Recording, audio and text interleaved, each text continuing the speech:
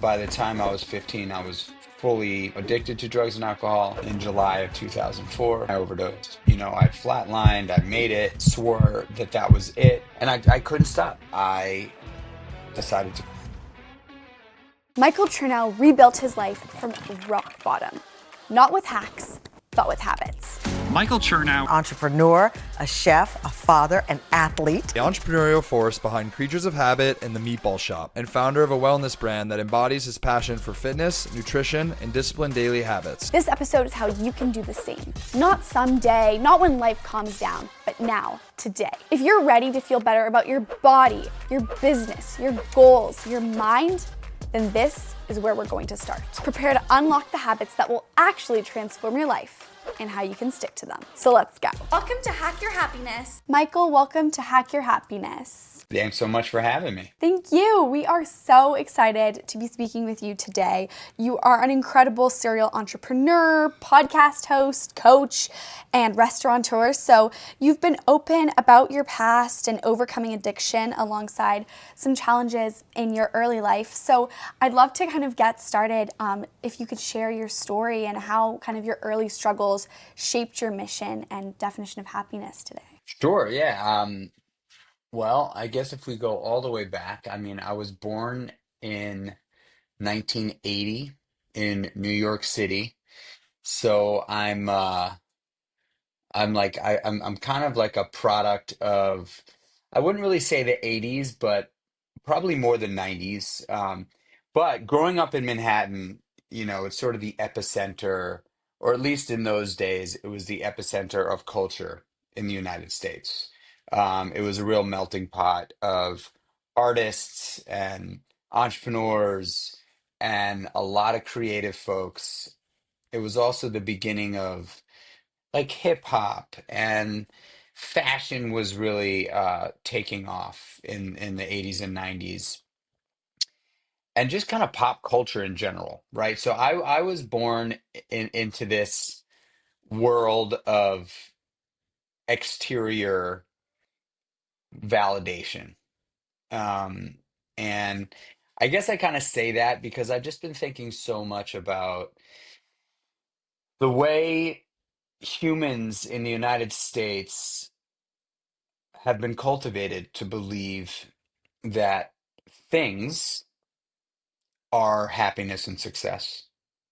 And that has been a pretty eye-opening realization for me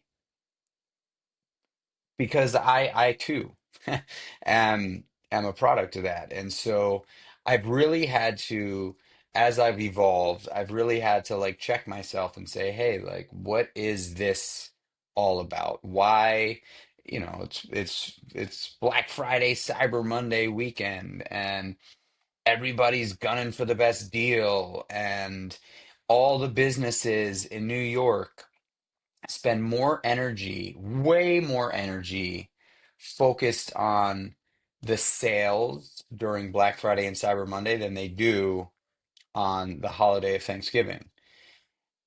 It's just not right. So anyway, I was born into this like polarized environment.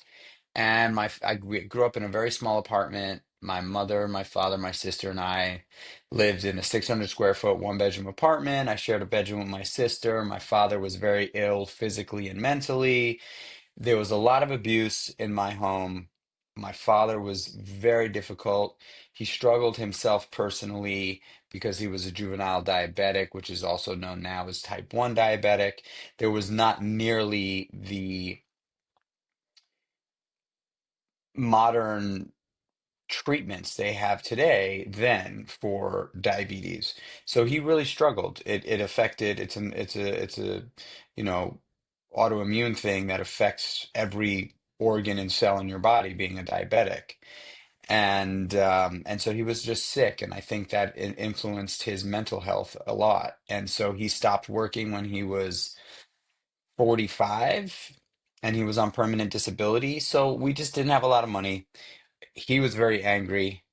I was rebellious at a young age, and it was like a perfect storm.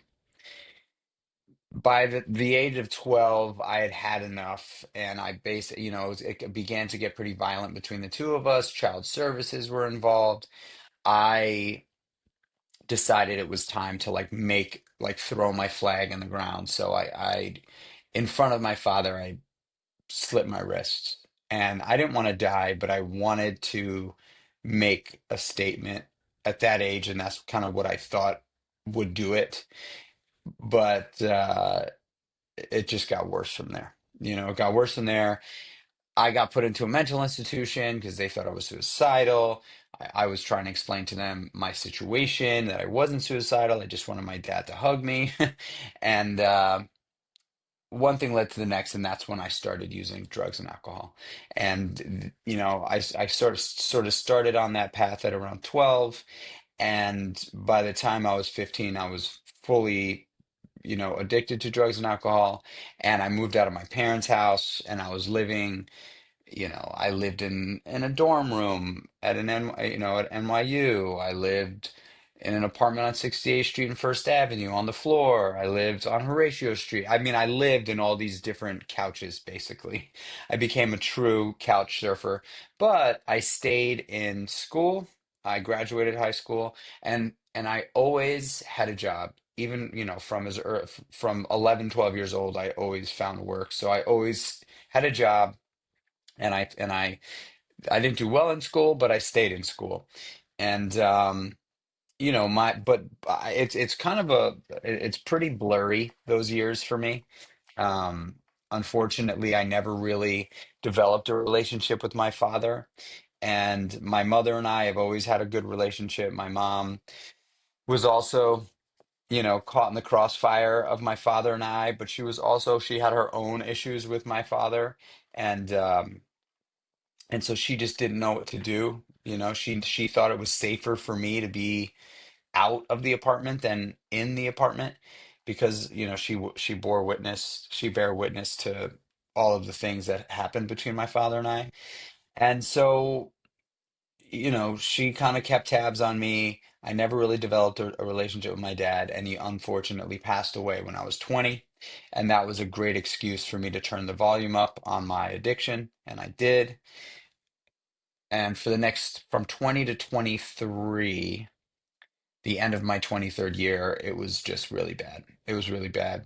I still had a job in restaurants, but I was, you know, I, I had basically turned into like a criminal and an addict, and, you know, but I always knew, for whatever reason, I always knew that I had a good soul and a good heart. And I always had a hustle. Even when I was in my darkest days, I was always able to put one and two together and land on my feet. Anyway, the summer of 2004, I was using my addiction had evolved to heroin. And I was using heroin, and I overdosed in July of 2004, and then swore that that was it. I'd flatlined, I made it, and I couldn't stop. I found myself that night back at it. And so I kind of decided that this is how I was going to die, and I was going to do it as fast as I could. I didn't have the courage to kill myself, even though I wanted to, but I just said I was going to do everything in my power to die using, because I just didn't think that I had the strength. I didn't think there was a solution for me. I knew that there wasn't a cure for my addiction, and I just didn't think I had the strength to get sober. And I didn't really know many sober people. But then 2 weeks later, I had been on a 2 week long bender, basically. And I had slept through work. My boss said, "Hey, come to the restaurant," after I had, finally come to. And he's like, "Mikey, I love you. Everybody loves you, but you're dying, man. And everybody knows it. And you're not hiding anything from anybody. I gotta fire you. And I really want you to find help. You need to find help. You need to get sober."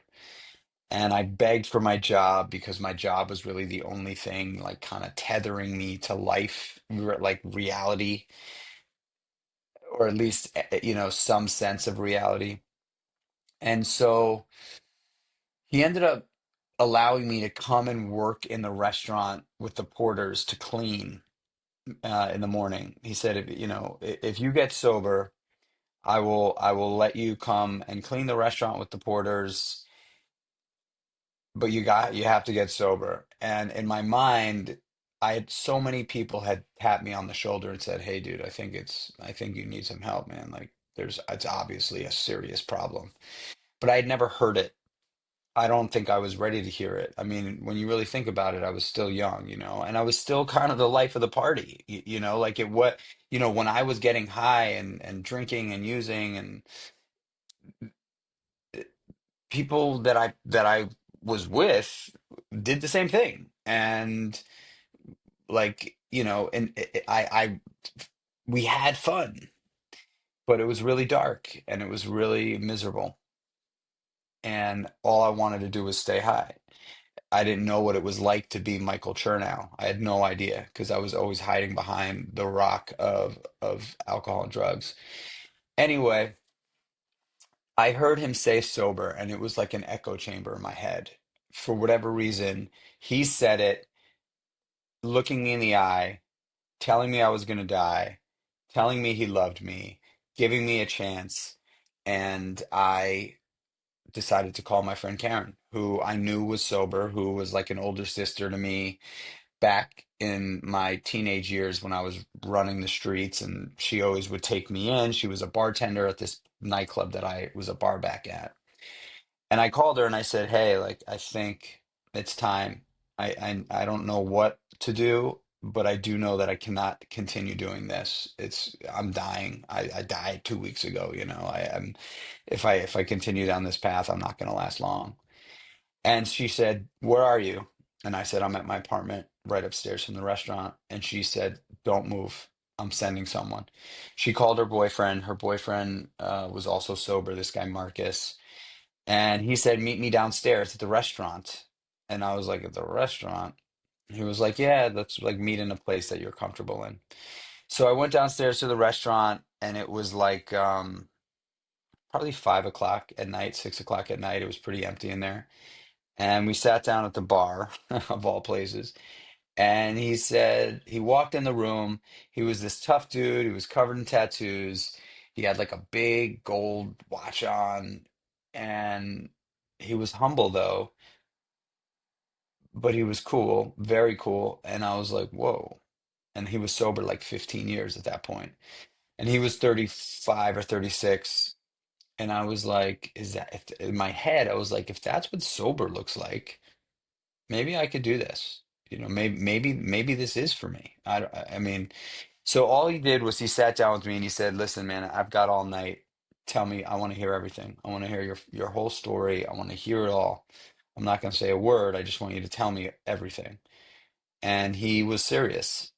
No one had ever cared to ask me that question before. I had had therapists, but I knew that I was paying to be there, and it felt like, a paid friend. This was different. And I shared everything with him.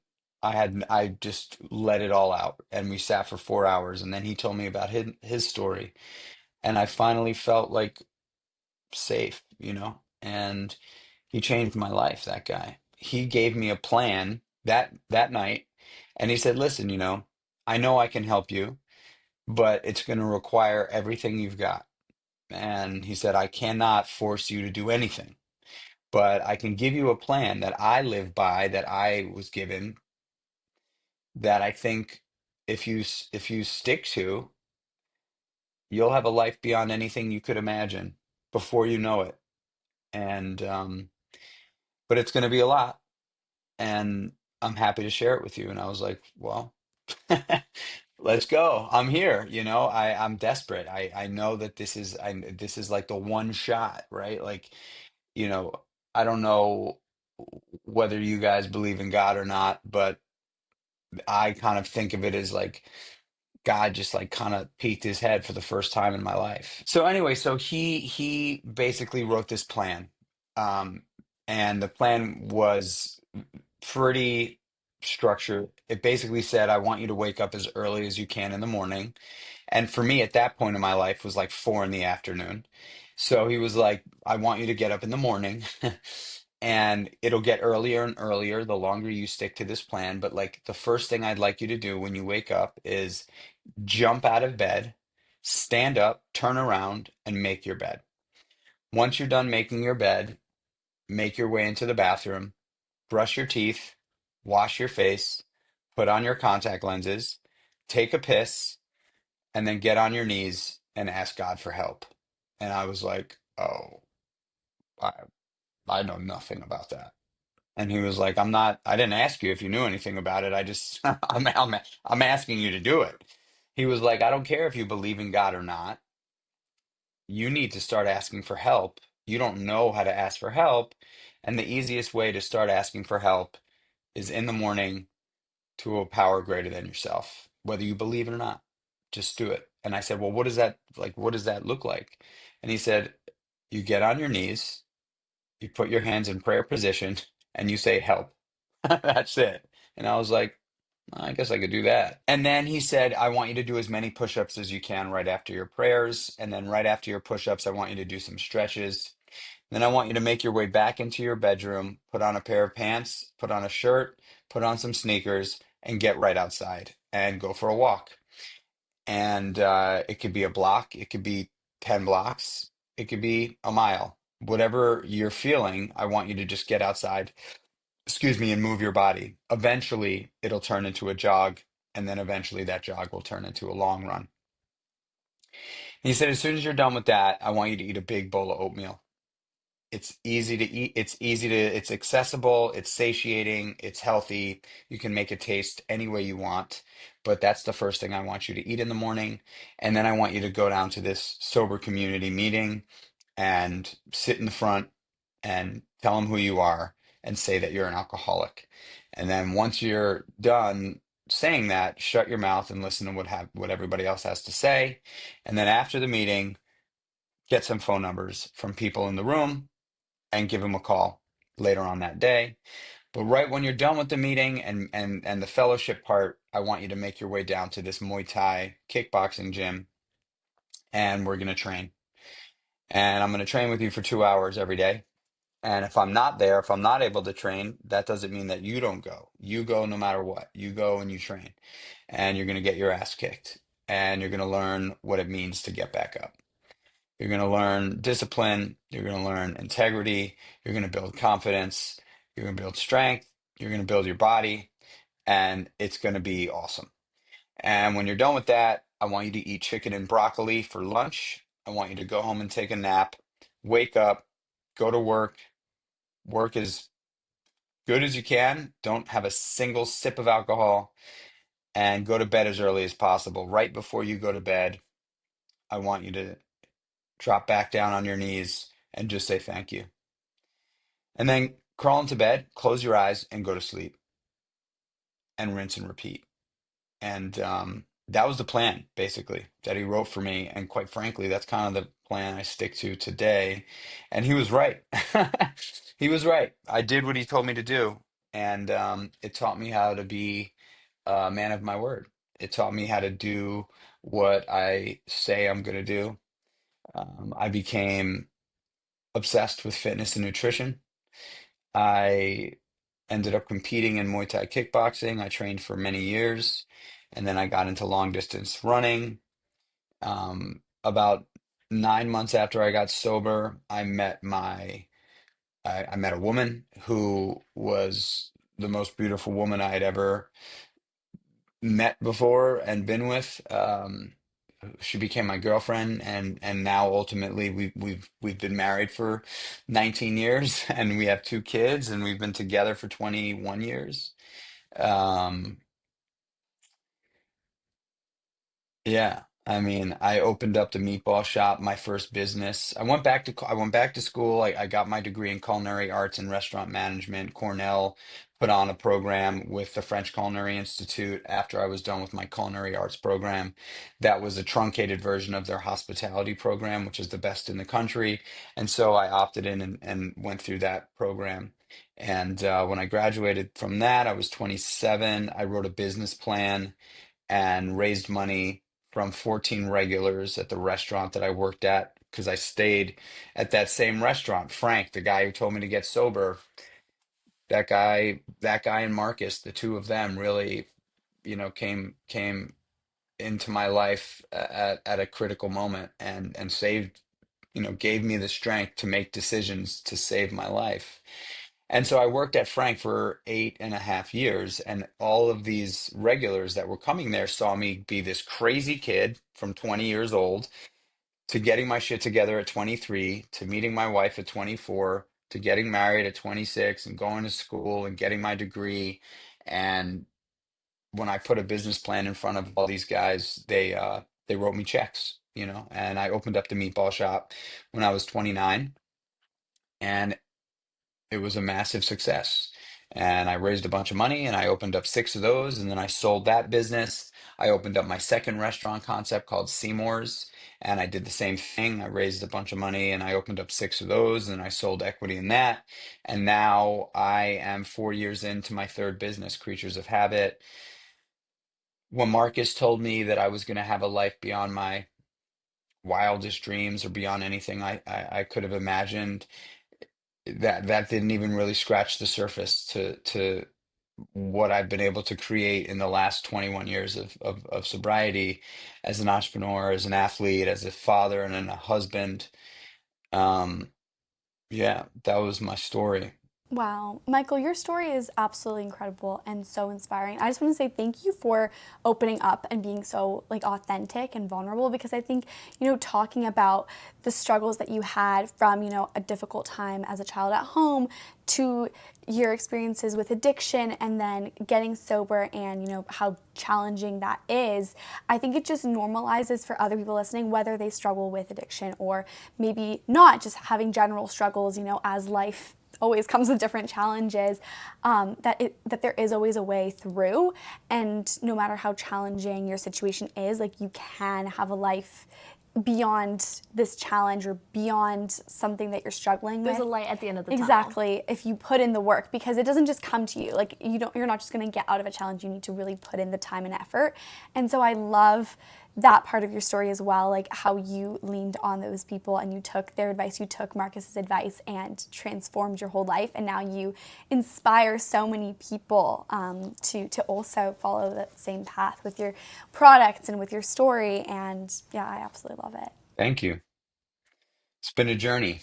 Yes, absolutely. Stop right there. If what Michael just said about habits hit you hard, here is what you need to do. Right now, pull out your phone and send this episode link to one person who needs to hear it. Not later, not when this episode ends, right now. Because here's the truth. The habits that we're breaking down in this episode with Michael have the power to actually transform and change someone's life, but only if they actually hear it. So you have the power to actually be the person who changes someone that you care about's life. So do it now. Send this podcast episode out to one person in your life. Now let's get back into the conversation. And I'm so curious, for someone who, whether someone has experienced addiction or not, what is something that you think they can learn from or take away from your story, like a lesson? Well, I think a lot of us humans struggle with asking for help. We all feel like asking for help is either a sign of weakness or we just don't have the confidence to ask for it. We don't think that people are going to actually help us. So a lot of people stay away from or avoid asking for help. And when people ask me, what's one piece of advice you can give based on your experience, my answer is typically ask for as much help as humanly possible, so much so that you feel incredibly uncomfortable asking for it. And I think that's one thing that people can take away, addiction or not. Another thing is, once we learn that we are capable of commitment, we can apply commitment and discipline to anything in our life. I am a very committed, disciplined person, but I'm not unique. I'm not like born from some special, you know, hybrid breed of human. I'm just a person that had gone through some stuff and realized that the solution to my problem was commitment. Really. Marcus gave me a plan. I committed to it, and my life got exponentially better. And so, commitment is something that we all have the ability to exercise. It's not easy. And one thing that I've learned is words are very powerful. Words are super powerful. If, I mean, I have Walker tattooed right here on my hand. It says Walker there because, and it's a constant reminder for me. If I want to live the life that I close my eyes and manifest and dream of, I have to walk. I can't just talk, you know? And so the words that come out of my mouth, especially words that would lead someone to believe that I'm going to do something, right? Oh, I'm going to run a marathon.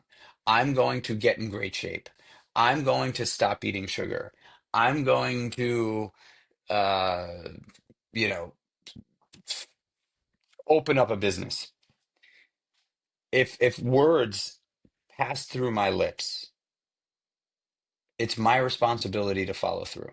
If I say something, I'm going to do it.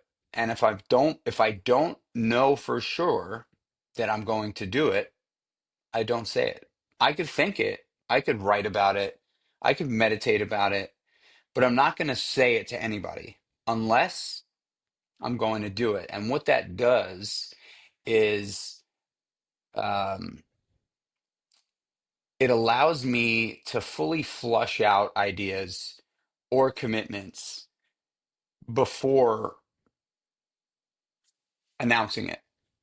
Because, and I'm sure you know people that always say, "Oh, I'm going to do this, I'm going to do that," and don't do it. And ultimately, it turns people off over time. People stop having faith and confidence in you, but it also creates this sense of self-doubt, right?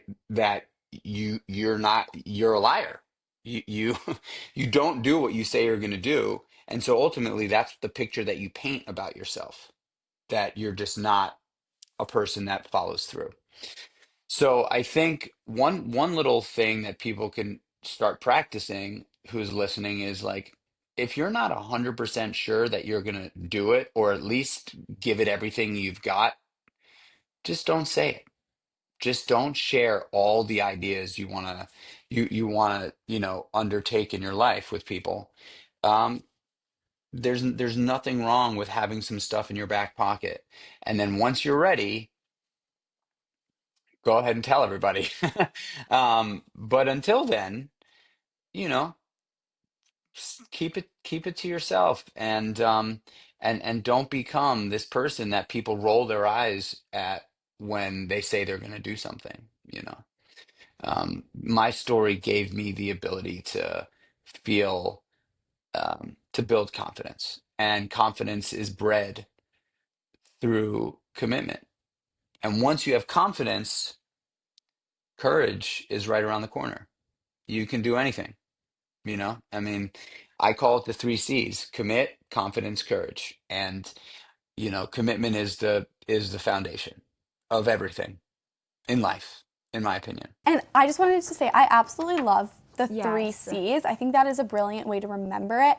And I think we all do know people who, say they're going to do something and then they don't Exactly. do it, and it's annoying for us. But I think you're right. Like, so much of what we think of ourselves comes from how we speak to ourselves, and that's why, you know, having positive self-talk is important, but also at the same time why it's so important to actually follow through for our own sake on what we're going to do and be confident in what we put out for ourselves. Right, absolutely. And what I love about like how you said that like commitment is the base, because I think it's so true, because it creates like that confidence, but also like a trust within ourselves that we know that like if we say something, we will do it. And that kind of, I feel like, makes us feel like we know that we're not like lying to ourselves and others, that we're going to do something if, you know, eventually we actually puts don't. more purpose and intent into each of your Exactly, and we feel kind of more decisions. motivated. Decisions, yeah. Absolutely. And we hear the word wellness around a lot. There's a lot of it being used in like our culture, on social media, everywhere. And I'm curious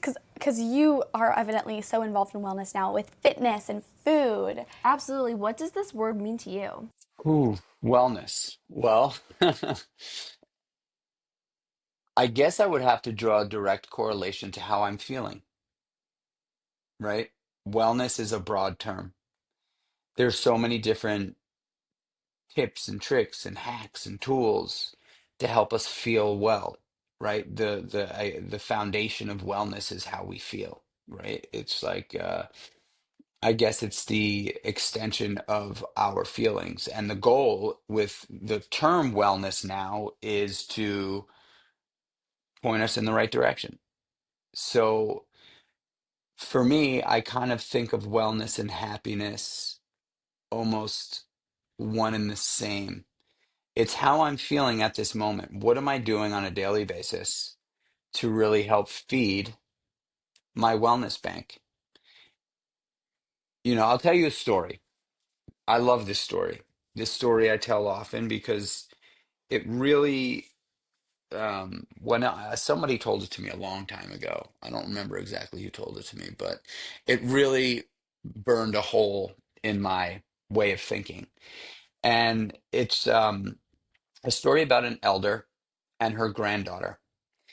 And it goes way, way, way back. And they're sitting around a campfire, and the elder looks at her granddaughter and says, "You know, granddaughter, there is a war going on inside of all of us every day. It's a war between two wolves, and one of the wolves represents pain and struggle and depression, anxiety, self-doubt, lack of confidence, um, lack of honesty. And the other wolf represents positivity and optimism and confidence and courage and commitment and self-confidence and positive attitude. And they're battling every single day inside of us, all day, every day. And at the end of the day, when you go to sleep, there's a winner. One of them wins every day. And the granddaughter looks up at her grandmother and says, "How do you know who wins? Who wins the battle?" And the grandmother looks down at her granddaughter and says, "Whichever wolf you feed most." And for me, that story, I stop myself multiple times a day when I am present and aware and have to make a decision. We're fed or are sort of proposed many, many decisions to make every single day. Our life is a chain of decisions. And I have to stop myself and I have to say, Chernow, which wolf are you about to feed right now? Like, you have a choice. I know the choice you want to make because it's easy. It may feel better in the moment. But really think about this. Which wolf do you want to win this battle today? Because it's not fun putting your head down on the pillow at night feeling like you've lost. And, you know, that story is really, I guess, the kind of, when I think about it, I guess it depicts this question: what is wellness? It's doing our best to make the right decisions, specifically around our mental and physical health on a daily basis. because at the end of the day, yesterday's history. We can't do anything to change the decisions that we've made yesterday or the things that's happened yesterday, or at least no one has yet been able to go back in time. And similarly, no one has really been able to bounce into the future and make decisions tomorrow. So we're really guaranteed 24 hours a day or just this moment, and everything actually happens now, doesn't happen then, or doesn't happen tomorrow. So we're guaranteed this moment. And, you know, I do believe that if we could start living a little bit more in the present, and it's so hard today because of things like this, like this thing is, it's the demise of humankind. It really is. The distractions that are put in our path all day long, nonstop, really, really fight for our attention. And it's a battle. One last thing I'll say on that is I have become an avid hunter. I love hunting. And I grew up in New York City, spent my whole life in New York for the most part. But just about 6 years ago, I moved to rural New York with my wife and kids in the beginning of the pandemic. And I have a big piece of property here. And I said, I want to find a hobby that's going to get me outside a lot. And a lot of people up here hunt. So I YouTube learned how to hunt and I've become obsessed with it. I really love it. And the reason why I love it so much is because I'm outside a lot during hunting season in nature, pin drop quiet, experiencing the animals and the sounds and the smells, watching the sun come up, watching the sun go down. And it's what we were meant to do. Not hunt necessarily, although probably, but we were meant to experience life. And a lot of our lives are experienced through the lens on our phones. Our phones are like they have the best life. They get the most attention out of anything. They get the most attention. Hours and hours of your attention every day. And when there's something really cool happening, they see it before you do because we're always like, oh, we got to capture that. And I'm becoming far like this is not wellness. This is the antithesis of wellness. Truly, it's the opposite. So um, there's definitely some positive to it, without a doubt.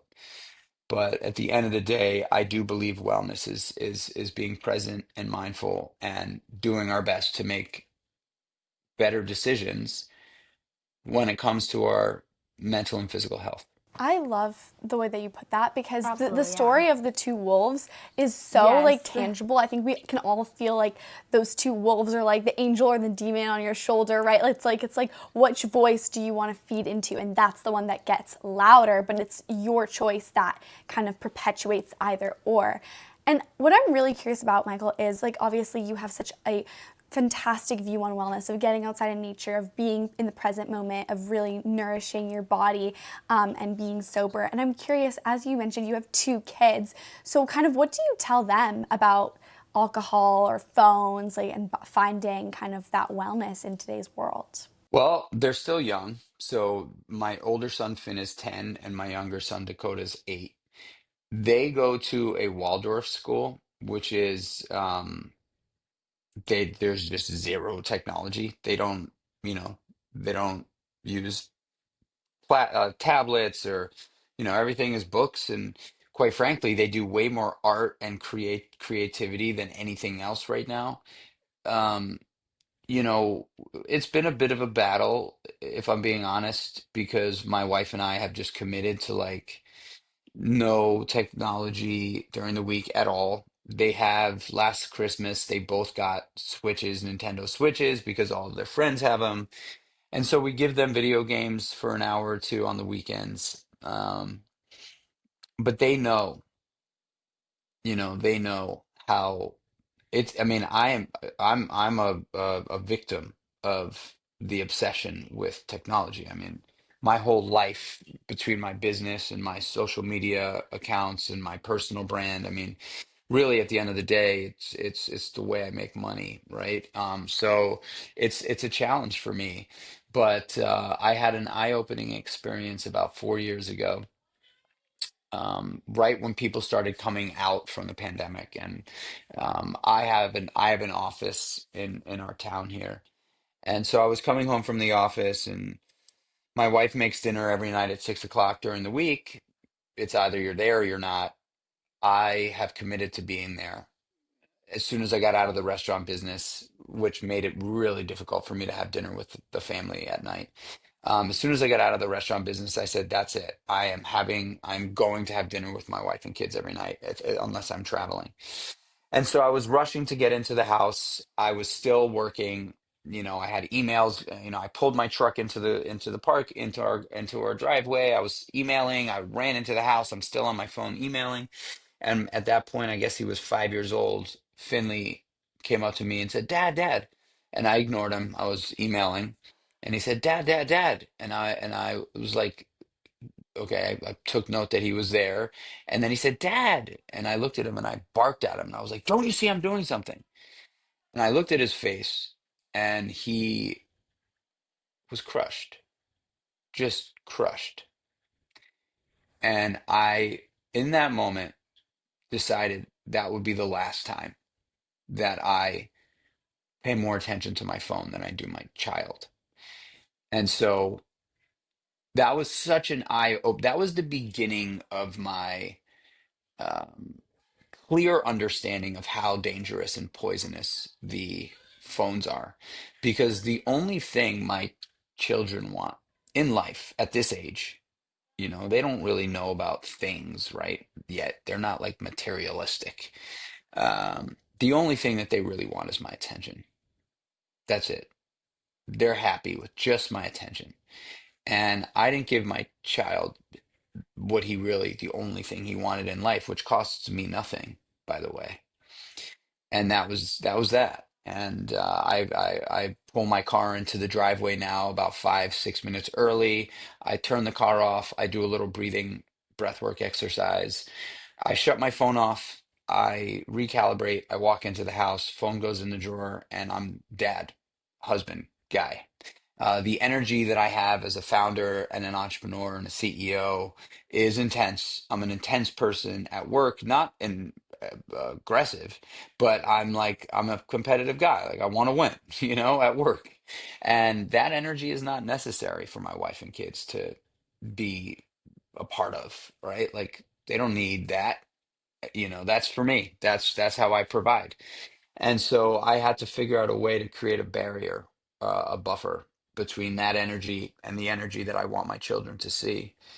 And yeah, you know, I don't do that. I love that. I think it's interesting because we talk so much about, work-life balance, right? Of like, how am I going to balance, work with having relationships, with having time for myself? And I think that that is such a fantastic way of summing it up, Michael, because it's like, sometimes the best way to have a balance or a boundary is to like physically make one for yourself. Like I'm not gonna be on my phone at this time and I'm gonna like put it away. Like I know for us at our house, it's so important that we have like a nightly dinner, kind of like at your house, where we all sit in a different, like in our dining room every night, not just on special occasions, and make a commitment to being there as much as possible. Obviously not every single day, if not, but we leave our phones in a different space so that there's no distraction, there's no notifications, there's no phone calls, because sometimes like you just kind of have to force that into your life. And we live in this era where there's always something going on. There's always, a TV going or something happening that could pull our attention away from where we want it to be. And so I think like really actually making physical boundaries, whether it's like you want to be able to really do some good hard work or studying and you don't want to be distracted by texts, or you want to really be with your family and you don't want to be distracted by something going on social media or in the news. I think that, that physical boundary. Absolutely. And I find that I honestly think so much better, even if I feel like I don't know where my phone is. Oftentimes, like, I'll like put it behind my laptop and I kind of forget where it is because the screen is up and I can't see it. And you can think so much better because you're like, well, I'm not really sure where it is, so it's not like I can even like reach for it. And then turns out it was super close by. And then you've done so much good work and you realize it was just because you didn't even think that it was near you and wasn't even tangible to grab. I actually took it a step further, and there's a company called Light Phone. And I just bought one. It unfortunately is on pre-order, so I don't get it until February. But it is a dumb phone, and as opposed to a smartphone. I'll keep my iPhone just for social media, but I'll keep it at home. So I'll carve out a half an hour in the morning to do social media and a half an hour at night to do social media. But during the day, I will only have the light phone, and it has no email. It's the ability to make phone calls, to text message. It has a camera on it. It has GPS, a calendar, and a note taker, and that's it. And it's the same screen as a Kindle, so it doesn't have blue light. Um, and I'm really, really excited about it. I can't wait to get it. I really can't. I mean, I was hunting this evening. And I was sitting up in my hunting tree stand, and I was like, I was looking around, and there's a pond underneath me, and I just like saw the reflection of the trees in the water, and I was like, life is so beautiful. Like there was just this moment where I was just like, wow, like I would never be able to appreciate that had I been just sitting here pounding away on my phone, you know. So, I think a great way for someone or people listening to want to potentially get a little bit more, um, I guess, if figuring out a way to understand what wellness is, I really do believe having more time off the devices than on the devices will give you an opportunity to appreciate what wellness is. Totally. Sleep is so closely correlated to happiness, and Mercedes and I always find we sleep so much better when we meditate before bed. And we use the best platform called Waking Up to help us do this. Waking Up not only has the most amazing sleep meditations, as well as other meditations that you can use throughout the day to calm down and feel happier, but they also tell you why those meditations work and how you can use them to feel happier. Now, this isn't just us meditating for a prolonged period of time and getting really bored and sleepy. The waking up meditations are actually really enjoyable and effective so that you don't just feel like you are practicing an ancient ritual, but you're actually doing something that is productive and enjoyable and fun to build into a good, happy habit. Get $30 off your first year of the Waking Up app subscription if you purchase it using our link in the show notes. So check it out now and bring yourself some more sleep and happiness because we all need it. Absolutely. And we've heard so much about your amazing ideology and proponent about the small wins. Yeah. Can you tell us more about this? Yeah, so I'm a massive fan of the morning routine. Obviously, Marcus gave me that morning routine. That was the sort of beginning of my morning routine. You know, I go through phases with hardcore morning routines, and then sometimes I'm like, all right, I need a little bit of a break. I'm not going to do this 17-step morning routine every single day. But quite frankly, when I'm doing that, I am way more bulletproof as just a well-rounded, balanced human. So I wake up really early in the morning and I stack wins early. And I do that because I want to show up as the best husband and father, first and foremost, but also as a business owner, employer, friend, brother, son. And so I do think that these small wins are really kind of the secret sauce to happiness. Because again, I said earlier, right, like wellness and happiness kind of one and the same for me. Happiness is just how I'm feeling at the moment, right? It's not about what I have. It's about what I am doing on a consistent basis that feeds my happiness bank. And I have learned over the years that if I'm consistent with a morning routine, which ultimately means I need to go to bed early, nothing really great in my life happens after 9:30 at night. Just doesn't. Like there's nothing after 9:30 at night that happens that I'm like had to have been up for that one. That I mean it was that was amazing. Doesn't really happen. Most of the great things in my life happen during the day in the morning.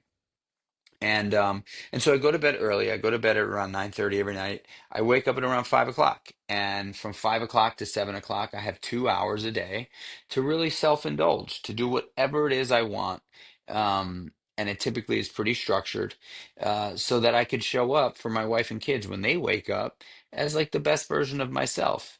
And it doesn't matter what else happens throughout the day, because the truth of the matter is we have very little control over the things that happen in our lives, right? Like 95% of the stuff that happens is actually out of our control. When somebody else walks into our periphery, we lose control.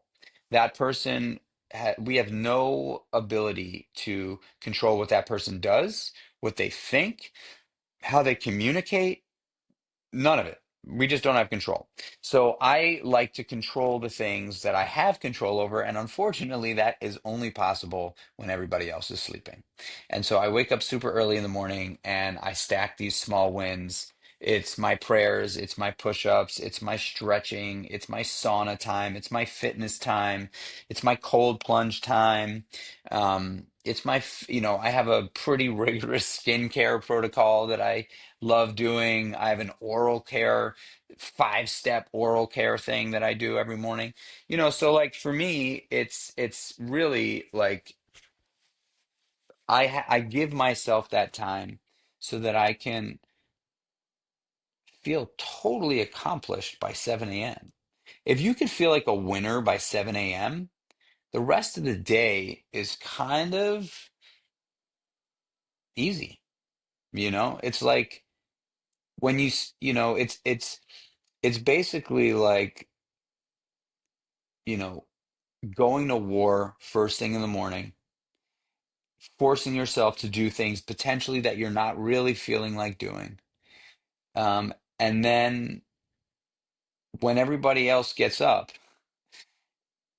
you're like halfway done with the race when they haven't even gotten to the starting line, you know? And I'm only comparing like me to other people in that sense, like I'm halfway done and they haven't even started yet, because we're all capable of this. We're all capable of, you know, like filling the cup early, early, early in the morning so that you're never thirsty throughout the rest of the day, right? Like it sucks starting your day with an empty cup, right? You're just like catching up all like the whole time. Like you're rushing in the morning, you get to the thing late, your emails are piling up because you're stressed out. Like start the day with a glass full, drink a shit ton of water in the morning, and then fill it back up. Those small wins are everything, and they happen on a daily basis. And, big wins, like the big, big wins, they take an army. They take an army. You need a lot of help for the big wins, a lot. The small wins, it's just you and God, in my opinion. And like, I'm, I'm cool with that. I take full advantage of that, and I've helped a lot of guys in sobriety who didn't think that they had uh, the ability to live a better life, and it's always, always, always started with morning routine. Always, always, always. I'm like, hey, if you can do this, you can do anything, and that's my story. That's incredible. I'm the exact same way. I also wake up at 5 every morning just because I feel like if I can start my morning calm, get a lot of things done in the morning, have time for me in the morning, listen to like the audiobook that I love to listen to in the morning, then I start my day off calm rather than rushing, and I carry that calm with me. Whereas if I sleep through my alarm and I'm rushing to get ready and rushing to get outside the door, I'm getting carry that stress with me all day. And I think it's just this crazy thing that like how you start your day really does like correlate to Definitely. how your day goes and how you feel and the choices that you make and how you treat others. And I like what you said, Michael, about spending those first 2 hours like filling your own cup up so that then you can go and pour kind of into the cups of your family or into your business, because it's so hard. And I feel like we always hear like it's hard to pour from an empty cup, right? It's hard to Absolutely, like yeah. give to others if you don't have time to take care of yourself or do the things that you love and enjoy or that bring you happiness. But at the same time, sometimes carving out that time can be a challenge. So sometimes you just gotta wake up ahead of time and reconfigure your day a bit so that you can have that good morning routine. Totally. And I know we're kind of running short on time here, but I wanted to ask you one final question just to kind of tie together what we've been talking about today. Since, we've been talking about making positive change and stepping into, a version of yourself that maybe you don't think exists, but you want to exist. If there's someone listening to this right now who has like that inkling of like, I want to make a positive change. I want to wake up earlier. I want to be a better family member or start my own business, whatever it is, make a change in their life, but has that self-doubt voice of like, what if I don't stick with it? Or what if I give up? Or I've always quit other changes I've tried to make. What would you tell them as like last words of advice for how to keep going or what to tell themselves? When people ask me, what do I like, what's the, how do I start a business? How do I start getting in shape? What's the secret? Like, I don't think I can do it. I always respond with, let's think about worst case scenario. What's the worst possible thing that can happen? And if they're honest with themselves, they say, I end up right where I am right now. That's the worst thing that can happen, right? Like if you try something harder than what you're currently doing and fail, you will just be right where you are right now. Like, how bad is it right now? If it's that bad, then you have an option. You could try something that's harder and it's going to require more work. And there's a good chance of failure. And guess what? Every single person that you see at the top has failed way more than they have won. Way more. It's just a fact. I have failed a lot. I have failed a lot. And as far as I'm concerned, that means that I'm out there swinging for the bleachers. Failure is not a loss. Failure is a learn. And the more you fail, the more you learn, the less you fail. That's just kind of the way it rolls, and the more comfortable you get with swinging for the bleachers and striking out, the more comfortable you get with taking big swings. And like that the look, if someone said to me, I've always wanted to skydive, and I said, okay, well, what's the worst thing that can happen? You die. That's a different story, right? Like, but if someone's like, I've always wanted to start my own business. I've always wanted to be in great shape. I've always wanted a six pack. I've always wanted to run a marathon. I'm like, okay, do it, right? I'll finish with this. I've been saying this for a long time because it's simple and it's true. Everybody on the planet wants. All of us. We all want. Wanting is totally average. We all want. We want everything. We want all the time. We all want. Every human that walks the planet wants. There's only one way to get from want to have. And that's the thing that most people don't want to do. But the only way to get from want to have is to do. To do. You want to be in great shape? You must start eating better and moving your body more. You want to start a business? You must start putting pen to paper and writing out a plan, and then ask for help. You want to have a family? You must start committing in your relationships, right? Like want plus do equals have. That's it.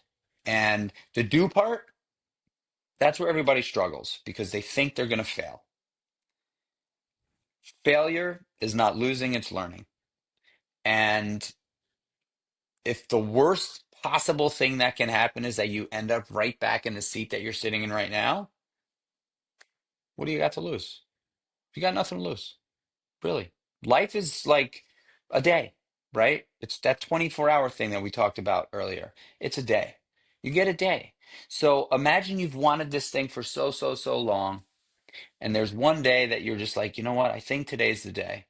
And then you don't do it, and then all of a sudden, something catastrophic happens tomorrow. I'm not like saying that that's like something I'm think about, but today's the day. It's today, right? It's like there's the only person standing in the way of you and your dreams is you, right? Like you've got to ask yourself, am I going to continue being the roadblock or am I going to be the fire that I need to motivate me to get to where I want to go? You are the person looking in the mirror that has all the strength, ability, courage, power, commitment, confidence, all the things that it takes and that's required to get to where you want to go. You, listening to this podcast right now, you are the one that is required. No one else. No one else is going to do it for you. And, you know, don't just be a wanter. Add the do part. Watch everything change. It's such a small decision, but it changes everything. It's like, if you want something, what are you actually going to do? What's the first thing that you can do? What are like the baby steps Yeah, that what's you the can first start step taking? you can take? Is it contact someone who you know has done it before? Is it, go on Google and do some searching and researching? It's the first step that's always the hardest. It's like getting that inertia going. Exactly. This has been so incredible, Michael. And I just want to ask, where can our audience go if they want to find you to keep up and learn more? Yeah, I mean, I'm active on social media, so you can find me at Michael Chernow pretty much everywhere, Instagram, TikTok, um, and that's where I'm kind of most active. Mainly Instagram, but TikTok is still a thing for me. And I have a company called Kreatures of Habit. It's Creatures with a K. We're a nutritional wellness brand rooted in healthy nutritional habits. So we make a high protein overnight oatmeal that's really delicious and accessible. And, it's because I started eating oatmeal all those years ago that I created this business. We also just launched a really incredible protein bar called the Daily Bar. Super clean ingredients, 20 grams of protein, and it also has 3 grams of creatine. And then we have a really awesome sleep support hot chocolate. So you kind of start your day with meal one, which is the oatmeal, midday snack with Daily Bar, and start to wind down with Creature Sleep. And yeah, so that's my personal brand and my business, and those are the best ways to kind of stay connected. Incredible. And yeah, I love how, you've got your morning oatmeal for everyone to have. It's really a full circle moment. Because it's such a beautiful full circle. And I think we can all use just those small daily habits. And if you don't know where to start, starting with like a meal or a ritual or like making your bed, it's those small things that build such a big foundation. Yes. So thank you so much, Michael, for joining us today and sharing your incredible story and all your incredible tips for us. This is just so inspiring, and I just want to say thank you again. Thank you guys so much for having me. Thank you so much for listening to this week's episode of Hack Your Happiness, and thank you so much to Michael for joining us today. If you enjoyed this conversation with Michael, we think you would love our interview with Will Guidara. He was one of the co-owners of the top restaurant in the world. And with Will, we talk all about perfection versus authenticity, why making other people feel seen is one of the greatest gifts you can give to both them and your own self, as well as his tips for being more intentional. Perspective has an expiration date. No matter how long you try to hold on to it, you will lose it. And journaling, I think it does not matter what you do for a living, you can make the choice to be in the hospitality industry simply by choosing to. You can listen to our conversation with Will now. It's linked in our show notes. See you next time.